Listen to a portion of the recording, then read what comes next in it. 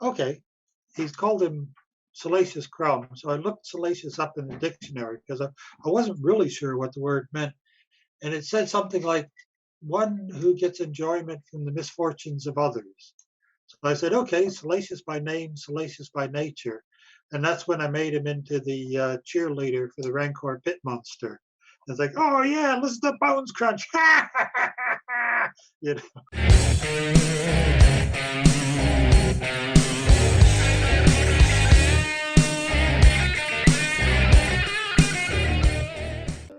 All right, so Amazon Prime Video has announced that they are doing a live-action She-Ra. That now, will not be based on that crap. I mean, that reboot. But it does say fans shouldn't expect to have any ties to past versions. The Netflix one, which has angered some people who are fans of the new whatever you call Netflix. Which oddly enough, it amuses me that it's like, awesome. Well, you're gonna ruin our canon, but their canon ruined another canon, and it was okay. They changed 90% of the character's sexuality. They changed the fuck out of that show. She's not related to Prince Adam, yet they're mad, and it's not like Amazon's doing the original. They're not basing it on any of it. Yeah. Guess what they're doing? You know what? It's not for you. Not for you. Ain't your She-Ra. You should stop crying about a show that ain't for you. How does it feel? Yeah, let it be original. It's something new. Yeah. I hope She-Ra's straight as hell. I hope she run a train on men. I hope she break their little heart. I hope Catra got a boyfriend and got a kid. All right, Blood Axe. So it seems like you wanted to weigh in on this. So. Oh, no. It's just, I kind of do. But I mean, how does it feel to have your shit turned upside down on a show that you like? Oh, for 5 years, I really loved the show on Netflix, and it meant so much to me. Do you know how much She-Ra meant to little girls 35 years ago that grew up watching the fucking show, and then you turn around and who kept it alive for 3 decades and turn it around and completely shit on it and destroy it for them? But when they're bitching and moaning, oh, you're not woke enough, or you don't appreciate this, or no, how does it feel now? Yeah. You told us to get up and just get over it and grow up. Well, you know what? You can do the goddamn same damn thing. We've seen the same response with Ghostbusters, with the one when they were y'all just mad with doing something new and blah blah blah. Then they did the other one and they're just like, you're ignoring our Ghostbusters. Well, we don't know if it. We don't know if that's actually going to be any good because it looks like it's actually going to be good. We don't even know what we're going to get with She-Ra. Yeah. But with Ghostbusters, it looks like they're actually going down a path that will re-engage the original fans. I don't think this is going to be necessarily that. I don't think they're going to go back to the roots like they're trying to do with Ghostbusters. So this may create a tertiary audience, maybe. I don't know. But I'm excited for the new Ghostbusters. Cautiously optimistically, this I don't give two shits about because actually, here's the funny part. This shows you how much of big babies are. They don't know if this year is going to be gay too. They don't know. They didn't even give it a chance. I mean, my reason of bringing up the Ghostbusters was just the, same sort of response. Without knowing anything about it. When you're not going along, because I mean, dude, we still don't really know what the new Ghostbusters is gonna. I mean, it could be woke as hell for all we know. But the trailer, I think the main character is Egon's granddaughter, so it's already got a female lead. But that wasn't what we were wanting to begin with, because we didn't ever expect to see the old crew get back together. They're too old, you know. We wanted a continuation though, and that's what that's given us. Now this, you're like you said, this is something completely different, completely new. But that same response of, well, you didn't like apparently what we did, and so you're gonna go to do something different, And it's like, well, you did something different because apparently you didn't like the original, and we were on the OG, motherfucker. We had the original version. You're the copycats. So you're the copycats. So that's what gets me. Just like Ghostbusters, it's like you do understand that you're the posers. You're the guys that pulled the hello, fellow students. You know, like you pulled the meme. You're the posers that said, this is She-Ra. And it wasn't. And now you're mad because somebody else said, oh, cool, we're rebooting stuff with original takes. You're like, well, no, only us. It's like this T-shirt I saw, man.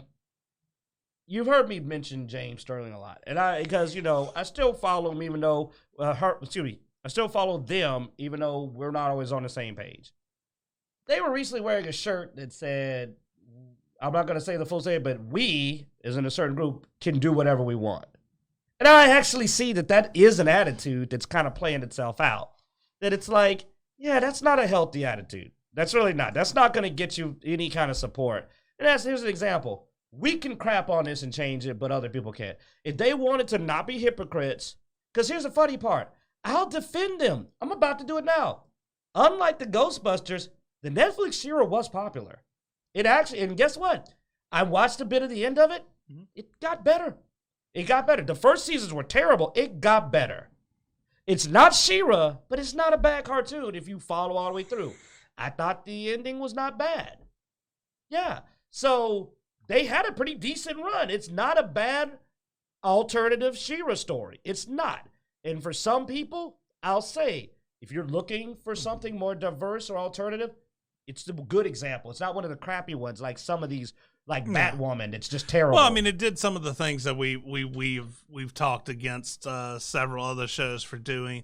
I mean, they did make a character that was able to be have some fandom around it. It's a cosplayable character, which builds up some fandom, just that alone. They characterized their characters. They did on the show, because I know you didn't follow it. They did actually give personalities and arcs to different characters. Not all of them, but some of them. Yeah. So they did that. So I'll say you got a good She-Ra. I know you're mad you didn't get a sequel, but let's be honest, some of the best shows didn't get sequels. Hey, you know what? We're on the same page. They've canceled. Yeah, look at Blood Axe. Like, we got a lot of shows out there we wish there was more of. Mm-hmm. But you can't get on to us for going, that's not the shit. Because I watched She-Ra. I said I watched She-Ra. There was more He-Man than me. It was like, oh, I'm going to watch Masters of the Universe, then I'm going to watch Masters of the Universe. You know, to me, it was like some of my favorite shows didn't even get to finish their season. You know, Firefly, Kindred. Dude, the reboot of He-Man, the original reboot of He-Man, the anime style reboot of Thundercats was awesome. Both of those didn't go as far as I wanted. Yeah. So I feel you, but this is actually me being, I'm not being an ass for now. You gotta not be a hypocrite, because if you do that, no one's gonna take you serious. Because now you're making me look down on you again. And honestly, you want some points back with the ending of the season, the last season being pretty good. I was like, look at this. It's like somebody, well, okay, dude, I could pick on them because I know why I got better, but they got some help. Yeah, no, uncredited I know about that. But the key part, though, is that the show got better. So I feel you on that. You go, hey, we hate our show got canceled. But you can't sit up there and yell at everybody, and then when someone goes, well, because you don't even know what they're going to do. For all you know, it may be bigger, gayer, and uncut. You know what I'm saying? It may actually be, and maybe better. Yeah. Maybe better while being checking all the boxes. And if it is, more power to you. Because I've reached a point now where I'll go watch the original She-Ra. We're going to play KOTOR 1. You know, it's on Game Pass. I can go play the good KOTOR. I'll go put a mod on it, get some new skins. You know what I'm saying? Get the graphics up. It's all right. You know what? Crap on whatever you want. So, if you're interested in She-Ra, you know, keep an eye out on Amazon's Prime Video. And, you know, as more news of this comes out, we'll definitely talk about it. Maybe when we find out where it's going to leave. It's not? I thought we got that as part of the big EA package. But. Not EA, it's BioWare. So, yeah, a correction to what Q said. Apparently, KOTOR is not on Game Pass, the original. No, but you can get it for like $5. You get Jedi Fallen Order on Game Pass. I played Fallen Order. Well, you know what? Mm-hmm. Maybe when a new KOTOR comes out, we can do a drawing and give out copies of the original. It's $5. I can buy a few copies. Yeah. Just out of hate. Bud Axe will probably pitching a few copies too. We just start buying people the original KOTOR.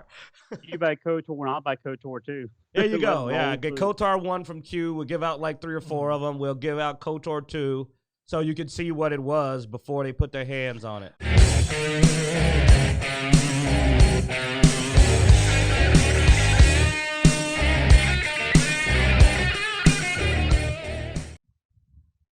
I mean, it's going to be interesting to see what they do, but I think new stories.